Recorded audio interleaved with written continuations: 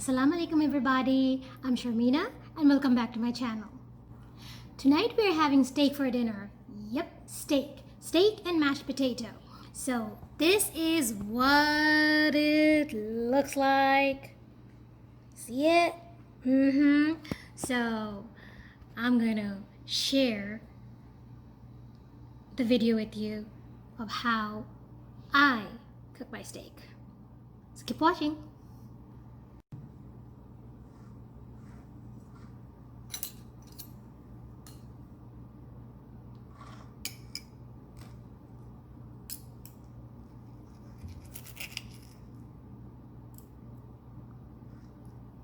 Well done, just like I like it well done,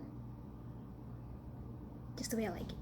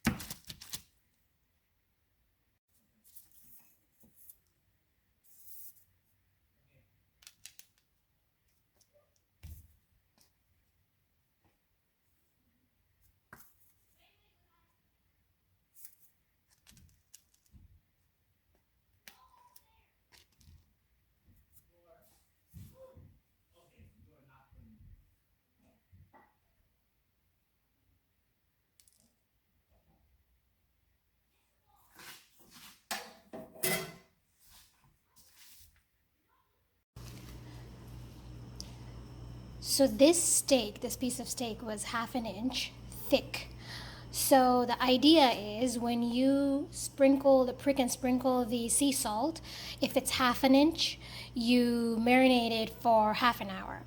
If it's 1 inch, you marinate it for an hour. If it's 2 inches, you marinate it for 2 hours. You get the idea. But it's not necessary that you keep it for that time. If you want to leave it for longer, that's fine. Mine is half an inch.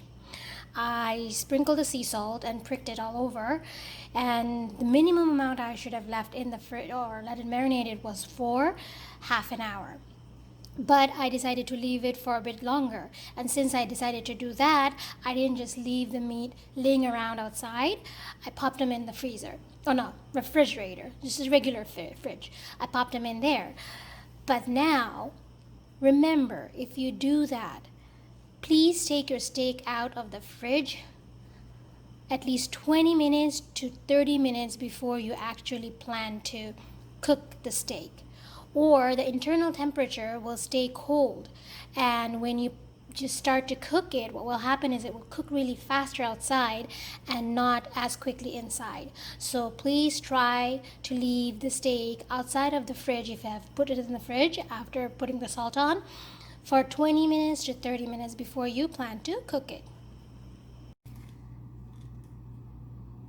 So I took the steak out from the fridge and let it sit out for about half an hour still with the salt on it. Now the idea for having salt on it is because the cut I have is not the best cut of steak. I know they're better cut, but this is the one I have.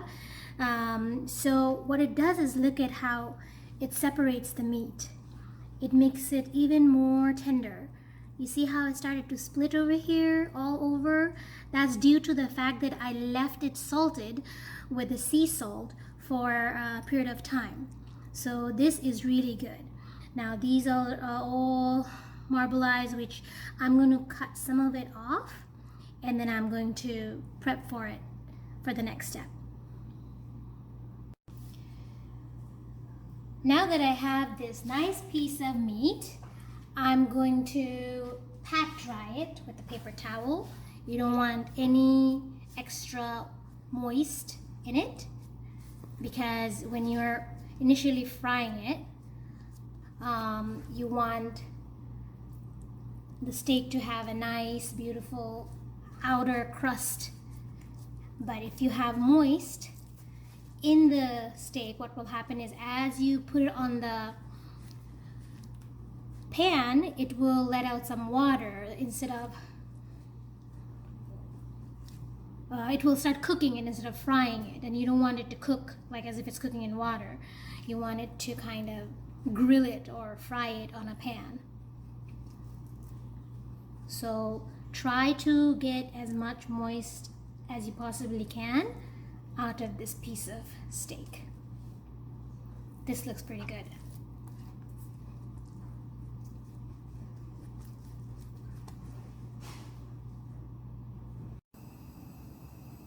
Of course, the best way to grill a steak is to use a grill, but I'm not using a grill. Instead, I'm using a pan. And the best pan to use would be a cast iron pan, which I do not own. So I'm going to go ahead and use just a regular old pan. So I'll put it on extremely high heat for the pan to become screaming hot. And the pan at this moment is extremely hot, screaming hot. In this screaming hot pan, go ahead and add a little bit of olive oil. I have this extra virgin olive oil, about a teaspoon, not too much, or a little bit more. I'm just eyeballing it. Here is 1 teaspoon of olive oil, which you will go around and tilt a little bit. Yep, I think I've added a bit too much. Let's say half a teaspoon. How about that?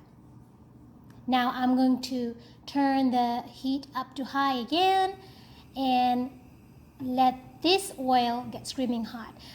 You will see there's like these kind of ripples forming on the pan with the oil, which means it's almost ready for the steak.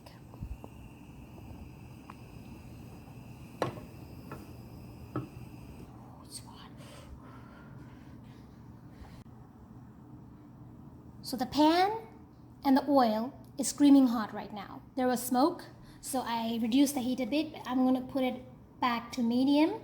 Now I'm going to go ahead and add my steak in this screaming hot pan.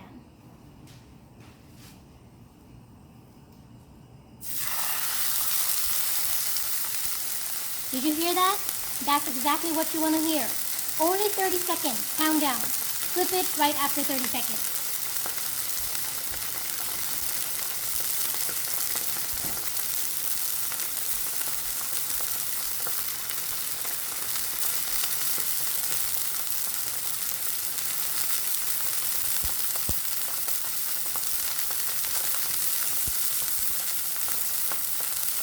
Has it been 30 seconds? I'm going to assume it has been 30 seconds.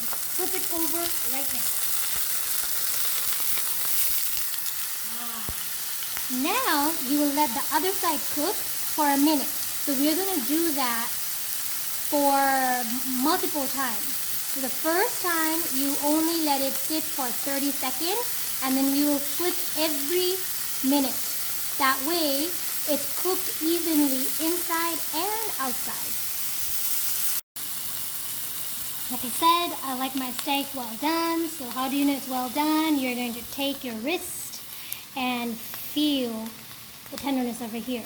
However it feels over here, it should feel the same way on the steak. And it feels just like my wrist.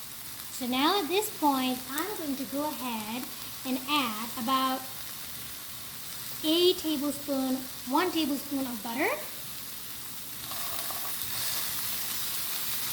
And And in that butter, I'm going to add just a couple of garlic. You don't have to like chop them up, but I had them chopped up, so just add them over here and let the butter melt in really nicely.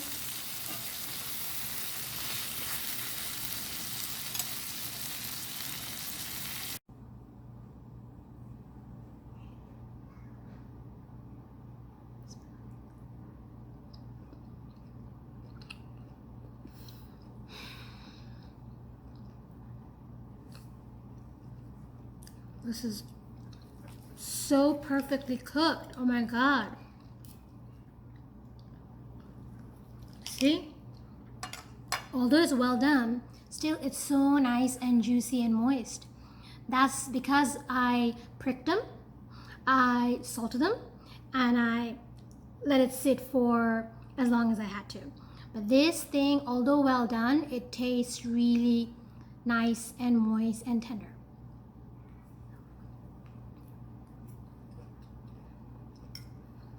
And the mashed potato to go with it.